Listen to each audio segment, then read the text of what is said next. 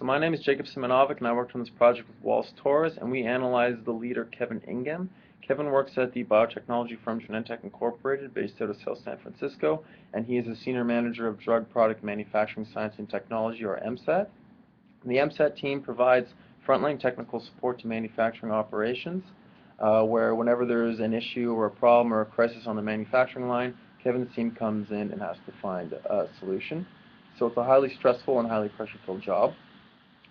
And Kevin has been in the industry for about 10 years, but been a manager in this role for about 3. He has 5 highly experienced engineers working for him.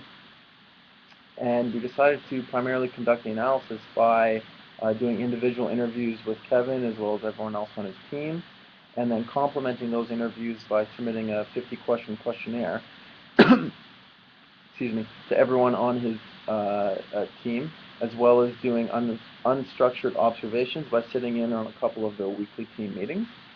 So upon interviewing and meeting Kevin, it became quite apparent that he was really friendly, laid back, easygoing. He had pictures of him and his team up on his wall, doing silly things like playing poker and having barbecues and stuff like that. He really didn't look like he belonged in a high-stress manufacturing environment. And it was pretty interesting to see Kevin's views on management. They were pretty philosophical. He described his leadership style as one of hatching turtles, where some turtles will hatch and they'll go straight to the water. Some turtles will hatch and they'll kind of zigzag till they eventually get to the water. And some turtles will hatch and go the incomplete opposite direction. And Kevin said he has to change his management style based on who he's dealing with and adapt. And then what was also pretty interesting to see is that Kevin had already spent a considerable amount of time thinking about leadership. A few months ago, he had put a slide deck together that detailed his leadership model. And we went through the slide deck and we stopped on one slide and had a considerable amount of discussion on what a leader was versus what a manager was. A leader being more of a visionary, where a manager is more involved with the day-to-day details.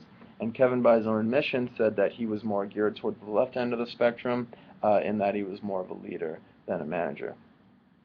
Which was pretty interesting to see, because based on our analysis and all the interviews, we found that Kevin's greatest strength was his deep knowledge base and his high level of technical expertise.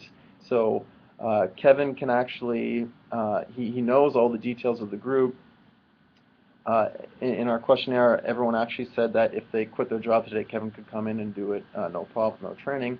So he knows all the details of the group, yet he's more geared towards the left, and that he provides the vision, even though he knows all the details. And then a second strength we found of Kevin was that he's great at influencing people and having his team's back. So the MSAT team has lots of different stakeholders, lots of different interests. There's lots of people clashing and things like that. So we repeatedly heard stories about how Kevin would always come in, use his influence to have his team's back and really help remove roadblocks and solve problems. And then a third strength of Kevin was his ability to encourage proactivity and open and honest discussion and getting feedback and opinions from different people. We actually saw this firsthand by sitting in on one of his meetings where he was giving a presentation to his team on a project he supported. Someone on the team actually disagreed and found flaw in some of his logic. And after some discussion, Kevin said, "Thank you, that's great, we're going to go in a slightly different direction now," and move on. So that was really cool to see. And then in terms of his weaknesses, we found that his greatest weakness was actually his availability. So Kevin likes to take on lots of individual type projects, whether inside or outside of the group. And the feedback we got from his team is basically he doesn't have enough time to just stop and bounce. They don't have time to bounce ideas off him, just slight concerns, things like that.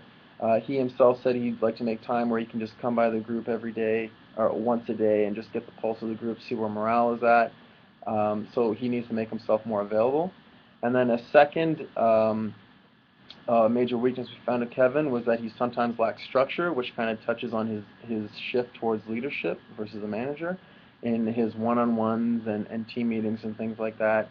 Some people even said that they don't have structured talks with him about their professional development. So Kevin could certainly improve by getting more structure within the team. But overall, summarizing, Kevin can definitely improve by keeping that great attitude of being a leader, but maybe shifting a little more to the right and finding a nice balance between a leader and a manager.